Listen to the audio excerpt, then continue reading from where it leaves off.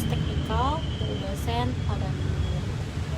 Oke, tugasnya itu saya akan sedikit menjelaskan mengenai apa sih itu moving average, stochastic, dan irrasional. Oke, di sini saya akan sedikit menjelaskan mengenai moving average dalam analisa teknikal. Jadi moving average sendiri yaitu indikator yang banyak sekali digunakan dalam analisa teknikal, yang mana bisa membantu untuk memperhalus pergerakan harga dengan menghilangkan beberapa fluktuasi harga yang kurang relevan. Aplikasi indikator ini bukan untuk memprediksi arah harga selanjutnya, melainkan untuk mengetahui tren yang sedang berlaku sekarang. Ada beberapa cara untuk mengidentifikasi moving average. Pertama yaitu uptrend. Kunci utamanya yaitu harga konsisten di atas MA, maka tren tersebut disebut uptrend. Yang kedua, ketika sedang uptrend dan MA mengarah ke atas, maka itu lebih bagus untuk meningkatkan atau mengkonfirmasi. Nah, yang ketiga, semakin jauh jarak MA, harga akan semakin kuat momentum kenaikan dari harga tersebut. Nah, yang selanjutnya itu downtrend. Harga konsisten berada di bawah MA. Yang kedua itu MA-nya mengarah ke bawah. Yang selanjutnya, semakin jauh jarak MA, maka akan semakin kuat momentum penurunan harga tersebut.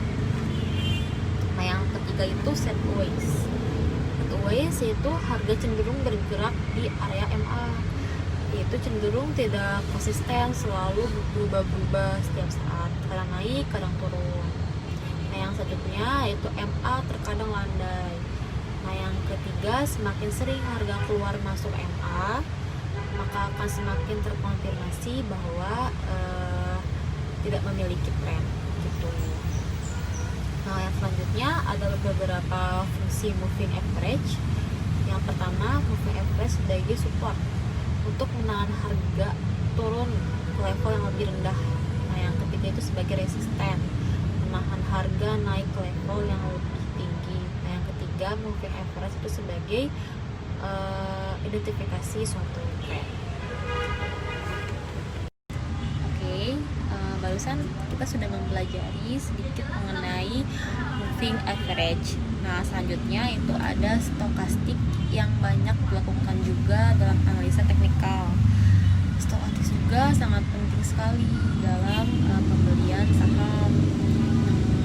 Ada beberapa materi dari stokastik, yaitu terdiri dari area atas dan area bawah.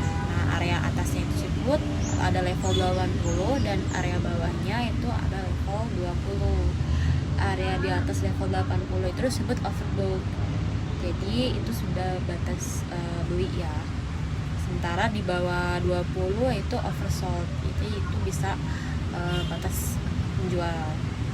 Nah, sinyal overbought sendiri itu dapat diabaikan dalam tren naik yang disebut dengan balis yang kuat, sementara sinyal oversold dapat diabaikan dalam tren turun, yaitu bearish yang kuat juga.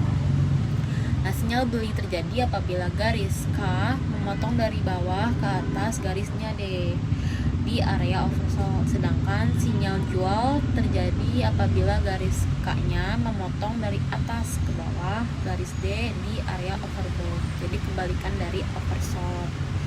Nah, sinyal beli dan jual juga dihasilkan oleh divergence antara tren garis K dan tren pergerakan harga.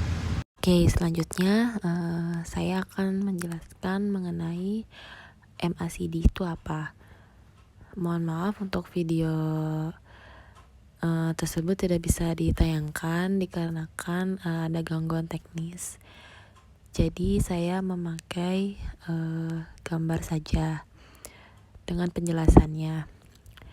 Jadi secara umum indikator MACD juga digunakan untuk pertama, untuk mengukur kekuatan tren yang sedang terjadi.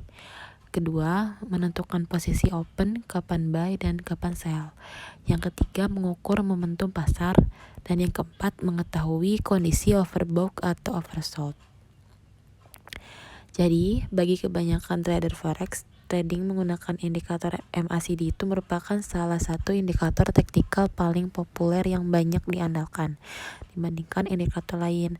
Karena MACD itu memang tergolong multifungsi sehingga bisa diandalkan sebagai alat bantu dalam beberapa jenis strategi trading. Di sini ada cara membaca indikator MACD sesuai fungsinya.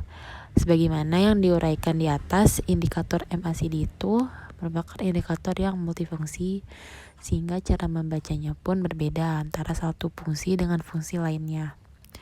Pertama, sebagai penunjuk arah tren.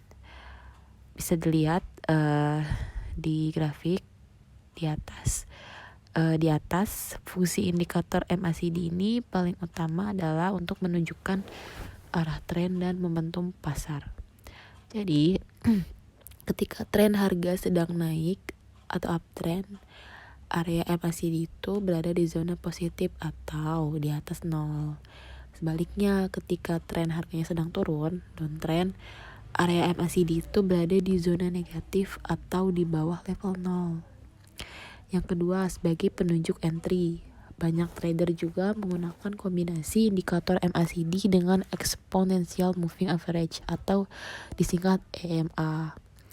Trader juga bisa menentukan posisi buy atau sell dari konfirmasi MACD dan EMA.